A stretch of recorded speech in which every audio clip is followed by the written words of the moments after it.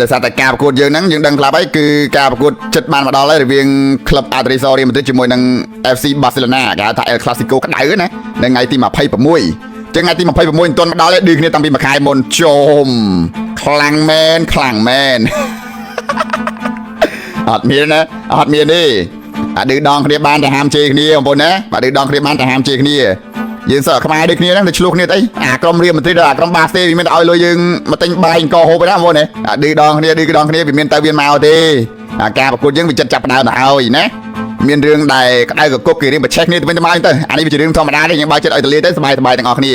ប៉ុន្តែកុំឲ្យជេរគ្នាកុំឲ្យឆ្លោះតោះទេគ្នាទៅប៉ុណ្ណឹងបានណាយើងស្រឡាញ់ខ្មែរដូចគ្នាជាអ្នកស្រឡាញ់កីឡាដូចគ្នាយើងមើលតែសบายរីករាយបងប្អូនយើងកុំទៅឆ្លោះគ្នាបងប្អូនយើងណានារីក្លាហាន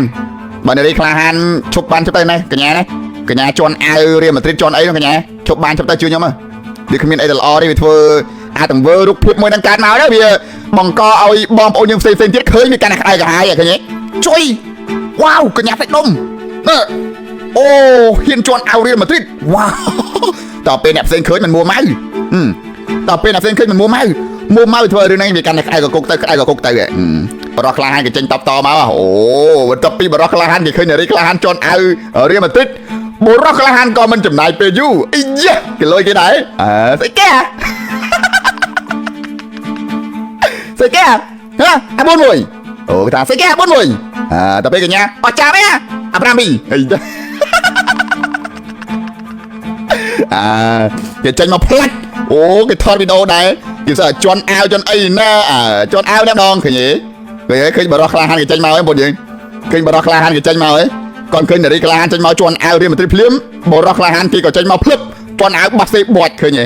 ផ្លាច់មានអីទៀតឡាប់ទាំងអស់គ្នាគេជេរដល់ពីភូមិជេរព្រាតគ្មានអាណាសបាយមួយគេជេរព្រាតអបងយើងវាទៅធ្វើរូបភាពអញ្ចឹងណាតែពេលធ្វើរូបភាពអញ្ចឹងទៅវាទៅជេរគ្នាឆ្លុះតទេគ្នាគ្មានត្រូវគ្នាស្អី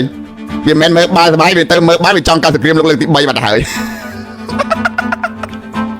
ចឹងបងប្អូនយើងណានារីក្លាហានបរោះក្លាហាននឹងឈប់បានឈប់ទៅណាពីខ្ញុំបាត់អឹមទីស័យបរោះក្លាហានអើយបរោះក្លាហានខាងរៀលម៉ាឌ្រីតហើយនឹងនារីក្លាហានខាងបាសេណា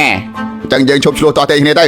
ហើយមកចាប់ដៃគូគ្នាស្រឡាញ់គ្នាធ្វើគូសង្សារគ្នាដល់នារីក្លាហានបរោះក្លាហានណាកុំឆ្លោះគ្នា